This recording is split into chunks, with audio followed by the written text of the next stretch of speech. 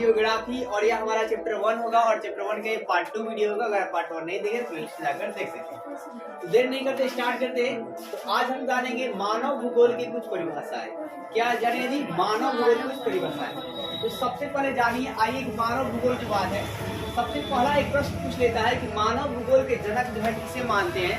आप याद करेंगे कि रैटजल को मानते हैं। मानव भूगोल के जनक जो है रैटजल को माना जाता है। पहला सवाल का उत्तर याद रखिए, मानव भूगोल का जनक रैटजल को माना जाता है। और मानव भूगोल का जो डिफिनीशन है कई वैज्ञानिकों ने दिए हैं। जैसे देखिए, आपका है क्या कि मानव भूगोल मानव समाज और धरातल के मानव भूगोल मानव समाज और धरातल के बीच के संबंधों का अध्ययन है। मानव भूगोल जो है मानव के समाज और बीच के धरातल का, मानव भूगोल जो क्या है तो मानव के समाज और धरातल मतलब पृथ्वी, ठीक है ना, उसके बीच के संबंधों का अध्ययन है। ये बात कौन कहे थे? रैटजल कहे थे। कौन कहते? रैटजल। ऐसे आपको 2-3 बार बोलना, आपको याद हो जाएगा कि मानव जो आपका समाज है, मानव समाज मतलब हम लोग, और जो धरातल है इसके बीच जो संबंध है मतलब पृथ्वी और हमारी जो संबंध है इसके अध्ययन को क्या बोलते हैं? तो मानव भूगोल कहते हैं। और ये बात कौन कहा था भाई? रैटजल ने कहा था। अब दूसरी देखिए, अस्थिर पृथ्वी मतलब पृथ्वी जो है स्थिर नहीं है। अस्थिर पृथ्वी मतलब पृथ्वी क्या है? स्थिर नहीं है। तो है क्या? अस्थिर पृथ्वी और क्रियाशील मानव मतलब मानव भी क्या है? मानव भी आपका स्थिर नहीं, वो भी क्रियाशील है, एक्टिव है। और मानव क्रियाशील के बीच परिवर्तनशील संबंधों का अध्ययन। तो अस्थिर पृथ्वी और क्रियाशील मानव के बीच, अस्थिर पृथ्वी और क्रियाशील मानव के बीच परिवर्तनशील संबंध मतलब परिवर्तन होता रहेगा। मतलब पृथ्वी में भी परिवर्तन देखने को मिलेगा और मानव में भी परिवर्तन देखने के लिए मिलेगा। और इन दोनों के बीच की जो स्टडी है उसी को मानव भूगोल कहा जाता है। अब ये बात कौन कहे? तो एलन सी सैंपल। कौन कहे? एलन सी सैंपल। एक और इनसे प्रश्न पूछता है कि मानव प्रकृति का दास है। मतलब मानव जो है प्रकृति पर निर्भर करती है, ठीक है। वो मानव पेड़ से मतलब फल की चॉइस करते है, वो फल देता है पेड़ को, ठीक है ना, उसे फल प्राप्त होती है। अनेकों प्रकार की प्राकृतिक चीज क्या जी मिलती है? लकड़ी मिलती है, कोयला मिलता है। तो मानव क्या है? प्रकृति का दास है। मानव प्रकृति का जी दास है। मतलब हम लोग प्रकृति क्या है? दास है। हम लोग उसे मानते हैं कुछ, ठीक है। तो भाई साहब, इसलिए ये बात किसने कहा? एलन सी सैंपल ने। ये भी आपका इंपॉर्टेंट ऑब्जेक्टिव है कि आपसे पूछ लेगा ऑब्जेक्टिव में कि मानव प्रकृति के दास है, ये बात किसने कहा? तो एलन सी सैंपल। तो आपने पहला बात देखा कि मानव जो भूगोल है वो मानव समाज और धरातल का स्टडी, बात किसने कहा? रैटजल। दूसरी बात आपका अस्थिर पृथ्वी और क्रियाशील, अस्थिर पृथ्वी भी और मानव भी क्या अस्थिर मान लीजिए, दोनों के बीच स्टडीज ये किसने कहा? सैंपल ने। और सैंपल ने जी क्या बताया जी? एक और बात, मानव प्रकृति की दास। अब आगे तीसरी बात, तीसरी मानव भूगोल की क्या है कि हमारी पृथ्वी को नियंत्रित करने वाले, हमारी पृथ्वी का जी नियंत्रित करने वाले भौतिक नियमों, क्या जी? भौतिक नियमों मतलब फिजिक्स के नियमों के, फिजिक्स के रूल के, तथा इस पर रहने वाले जीवों के मध्य, जीवों क्या जी मध्य संबंधों के अधिक संश्लेषित, अधिक क्या जी संश्लेषित ज्ञान से उत्पन्न संकल्पना को मानव भूगोल कहा जाता है। अब ये कथन कौन कहे? तो विडाल डी ला ब्लास। क्या कहे? विडाल डी ला ब्लास। तो विडाल डी ला ब्लास क्या कहते हैं? बोलते हैं क्या कि हमारी पृथ्वी को नियंत्रित करने वाले जो भौतिक नियम है, हमारी जो पृथ्वी, जो ये पृथ्वी है ना, तो इसमें नियंत्रित करने का भौतिक नियम है कि आप चलते हो तो किस नियम के चलते हो, अकॉर्डिंग टू कुछ नियम लगता है ना। जैसे मतलब यहाँ पे कहा जाता है कि मतलब घर्षण के नियम के तरह हम लोग चलते हैं, ठीक है। फिर आप लोग आग जलाते हैं तो ये भी घर्षण के कारण ही आग लगता है। मतलब इंसानों ने जब आग लगाया तो क्या किया कि मतलब दो पत्थरों को टकराया मतलब क्या हुआ? घर्षण हुआ।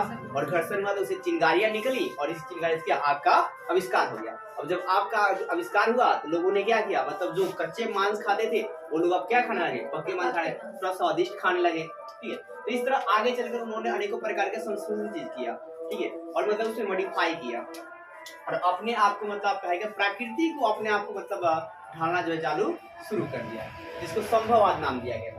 तो हमारी पृथ्वी को नियंत्रित करने वाले भौतिक नियमों तथा इस पर रहने वाले जीवों, इस पर लगा जी जीव, तो हमारी पृथ्वी को नियंत्रित करने वाले भौतिक नियम और क्या जी इस पर कौन रहा है? जीव भी रहते हैं, मतलब जीव समझते हैं ना कुछ भी। और मध्य संबंधों के अधिक संश्लेषित ज्ञान से उत्पन्न संकल्पना जो है वो क्या कहलाता है? मानव विज्ञान।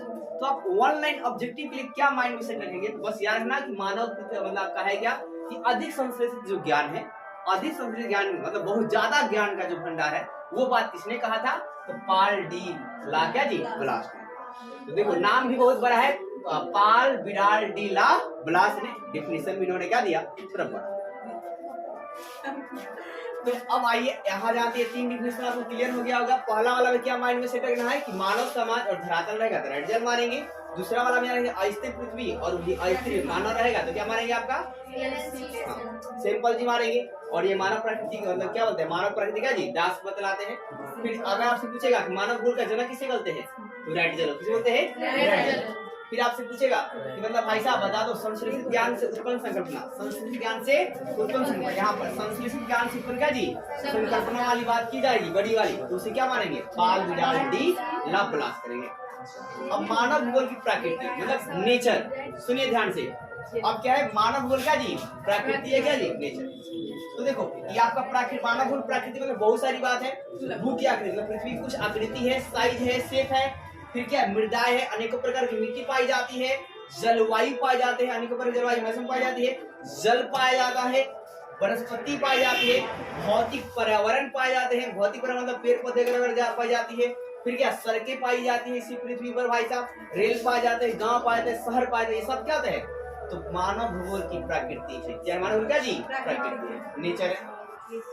अब आगे है मानव का प्रकृतिकरण। क्या जी? मानव क्या जी? प्रकृतिकरण। तो मानव ने क्या किया? प्राकृतिकरण किया। अब अपने आप को उसने ढालना वैसा चालू किया। स्टार्टिंग में मानव क्या था कि आपकी प्रकृति से डरता था, मतलब उसकी मतलब ज्यादा कटाई उटाई के रूप को नहीं करता था। लेकिन आगे चलकर मानव ने अपने आप को मतलब आपको थोड़ा तेज समझने लगा, आप ऐसे बोल सकते हो। तो मानव ने सुनो क्या हुआ कि मनुष्य अपने प्रौद्योगिकी मतलब टेक्नोलॉजी, मतलब क्या है? टेक्नोलॉजी। तो मनुष्य ने अपनी टेक्नोलॉजी की सहायता से भौतिक पर्यावरण की अन्वयन क्रिया करता है, मतलब अनेकों प्रकार की उसमें क्रिया करता है और चीजों को बनाने का प्रयास करता है। ठीक है। फिर टेक्नोलॉजी जो है समाज की संस्कृति और विकास की सूचित करता है। और ये जो टेक्नोलॉजी आएगी ये क्या बतलाता है कि समाज क्या है? संस्कृति में और अपने विकास में क्या है? आगे। जापान के पास टेक्नोलॉजी ज्यादा है, मतलब अपने संस्कृति और समाज में क्या जी बहुत आगे है। ठीक है। तो टेक्नोलॉजी मानव प्रकृतिकरण में आपने क्या देखा कि भाई साहब टेक्नोलॉजी की सहायता से मानव क्या कर रहा है कि अपने आवश्यकताओं को जितनी जो आवश्यकता पड़ती है उन चीजों को बना रहा है। और वो किस चीज से बनाता है यही महत्वपूर्ण रखता है, वो कैसे बनाता है। जैसे आप एग्जाम्पल में देखिए, मानव ने घर्षण की खोज किया, आग बना दिया भाई साहब। उष्मा की खोज किया, पका हुआ मतलब भोजन खाने लगा। ठीक है। फिर आपका डीएनए की खोज हुआ, अनेक प्रकार की बीमारियों का इलाज जानने लगा। ठीक है। बीमारियां पहली बीमारी होती थी लोग बहुत सारे मर जाते थे, लेकिन डीएनए के जब खोज हो गया तो अनुवांशिक जो बीमारियां होती है उसको पता चलने लगा। डीएनए मतलब अनुवांशिक बीमारियों की खोज क्या पता करने में। एक और बात है, डीएनए क्या है? तो आपका है क्या अनुवांशिक इकाई किसे कहते हैं? तो डीएनए कहा जाता है। और डीएनए क्रियात्मक खंड को क्या कहते हैं? जीन कहते हैं। क्या बोलते हैं? जीन कहते हैं। अब भाई क्या गति के नियम का खोज हो गया, तो गति के नियम जब खोज हुआ तो हवाई जहाज बनने लगी, अनेकों प्रकार के मतलब उड़ने वाली गाड़ियां बनने लगी। ठीक है ना। फिर आपका है क्या आदि मानव समाज। क्या लिखा है? आदि मानव समाज और प्रकृति के बीच प्रबल शक्तियों का आदि मानव और प्रबल शक्तियों के यहाँ पे चक्र है। आदि मानव और प्रकृति के प्रबल शक्तियों के बीच, प्रबल शक्तियों का जी बीच एक अन्वयन क्रिया होती है। क्या अन्वयन क्रिया होती है? जिसे पर्यावरण निश्चयवाद कहा जाता है। जिसे क्या कहते हैं? पर्यावरण निश्चयवाद कहते हैं। तो आपसे पूछ लीजिए पर्यावरण निश्चयवाद किसे कहते हैं? तो आदि मानव समाज जो है मतलब जो जंगल में रहने वाले जो समाज है और प्रकृति के बीच में प्रबल क्या है जी और शक्ति होती है। प्रबल क्या जी? शक्ति होती है। मतलब मानव और प्रकृति में एक क्या है? प्रबल शक्ति है, जिसको हम लोग क्या कहते हैं? पर्यावरण निश्चयवाद कहा जाता है। उनकी क्रिया एक्टिविटी को। और ये जो लोग हैं जो निश्चयवाद को मानते हैं, ये मानव प्रकृति को क्या करता है जी? सुनता है, मतलब वो लगता है कि हाँ पेड़ भी बोलती है। ठीक है ना, बोलता है। फिर प्रचंडता से भयभीत होता है, मतलब मानव जो है ना प्रकृति से डरता है कि मतलब मैं ज्यादा पेड़ काट लूंगा तो मुझे कुछ हो जाएगा। ठीक है ना, इस तरह का मतलब क्या जी? डरता है। फिर उसकी वो पूजा भी करता है। वो क्या करता है जी? उसकी पूजा भी करता है। ये बात किसने कही है? तो निश्चयवाद में कहा गया है। और इसी बात निश्चयवाद बात मतलब जो है क्या, जो एक और मैंने कल आपको बताया था संभववाद। तो मैंने बताया कि उस संभववाद में क्या है? मानव जब प्रकृति से डरता नहीं है, वो वो उसका पूजा नहीं करता है, और उसमें क्या मतलब जो जो उसको सत्ता पड़ती है उसका वो क्या करता है, उसका उतना इस्तेमाल कर लेता है। ठीक, वो नहीं सोचता कि फ्यूचर में क्या होगा, लेकिन हमें सोचना चाहिए फ्यूचर में क्या होगा, बचाना चाहिए प्रकृति को। तो इसलिए तीसरा एक घटक आया, मतलब बनाया गया नौ निश्चयवाद। अब इसे रुको और जाओ निश्चयवाद भी कहा जाता है। इसके समर्थक कौन है? Griffith Taylor. कौन है जी? ग्रिफिथ टेलर जी है। कौन है? ग्रिफिथ क्या जी? टेलर। अब देखो है क्या भाई, मानव भूगोल के क्या क्षेत्र, मानव क्या जी? क्षेत्र। तो मानव भूगोल के क्षेत्र में जानेंगे पहला क्या? सामाजिक भूगोल। क्या जी? तो सामाजिक भूगोल में डिफिनेशन क्या लिखेगा कि आपका है क्या कि सामाजिक भूगोल एक ऐसा भूगोल जिसमें समाज से संबंधित चीजों का अध्ययन किया जाता है, उसे सामाजिक भूगोल कहते हैं। आपको खुद लिखना है, सुनिएगा ध्यान से, डिफिनेशन नहीं दिया। क्या सुना आपने? कि वैसा भूगोल जिसमें समाज से संबंधित वस्तुओं का अध्ययन किया जाता है, उसे सामाजिक भूगोल कहा जाता है। ठीक है। अब जैसे आप लिख देंगे मानव का अध्ययन क्या होता है, समाज में क्या होते हैं? मानव रहते हैं, फिर उसमें जीव भी जंतु रहता है, घोड़ा भी रहता है, गाय भी रहती है, बकरी भी रहती है, समाज में नहीं रहती है। ये बातें आपको लिखनी है। इसके बाद आपको क्या लिखने है कि इसका आपका उप क्षेत्र, सामाजिक भूगोल का उप क्षेत्र कौन कौन है? तो पहला है व्यवहारिक भूगोल, मतलब मानव क्या होता है, कुछ व्यवहार होता है, मतलब मानव जो है ना, जो समाज है उसका क्या होगा, कुछ व्यवहार होगा, व्यवहारिक भूगोल। दूसरा है सामाजिक कल्याण भूगोल, तो मानव पहला तो व्यवहार हो गया, बिहेवियर हो गया आपका। दूसरा क्या करेंगे आप? समाज का कल्याण करेंगे। ऐसे याद करना है, पहले व्यवहार भाई साहब, दूसरा क्या? कल्याण। फिर तीसरा क्या? अवकाश भूगोल, मतलब अवकाश के बारे में जानते हैं, अपने आसपास के एरिया के बारे में। अब है क्या? संस्कृति भूगोल, संस्कृति भी होती है, मतलब आपका पहनावा क्या है, आपका कैसा पहनते हैं, कैसा नहीं पहनते, क्या होगा? संस्कृति भूगोल। पहले तीन याद कीजिए, पहले आप क्या हैं? व्यवहार भाई साहब, दूसरा क्या करना है? कल्याण, फिर क्या? अवकाश, और फिर क्या जी? संस्कृति। फिर आपका है क्या? लिंग भूगोल। अब लिंग मतलब भाई साहब वो मेल है कि फीमेल है, इसकी भी चर्चा होती है। अब चारों को फिर से रिपीट करके याद करेंगे। पहला व्यवहार, दूसरा क्या? कल्याण, तीसरा क्या? अवकाश, और चौथा क्या जी? संस्कृति, और पांचवा क्या जी? लिंग। क्या जी? लिंग। लिंग मतलब या तो पुरुष होगा या क्या महिला होगा। फिर क्या? ऐतिहासिक भूगोल, हम जानते हैं कि हमारे पहले जो है हमारे वातावरण में क्या हुआ क्या नहीं हुआ, ये क्या होगा? ऐतिहासिक भूगोल।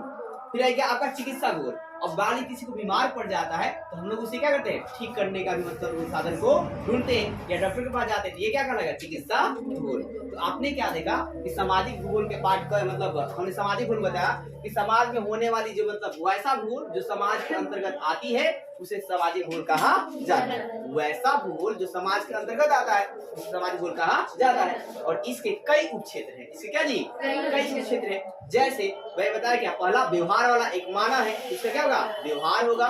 फिर वो क्या करेगा? कल्याण करेगा। उसके पास क्या होगी? अपनी संस्कृति होगी। उसके पास क्या होगा? चिकित्सा भूगोल होगा। उसके पास क्या होगा? ऐतिहासिक भूगोल होगा। ठीक है, तो ये बात है आपको ऐसे लिखनी।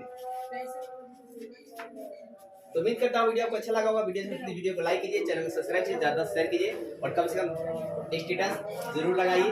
जय हिंद।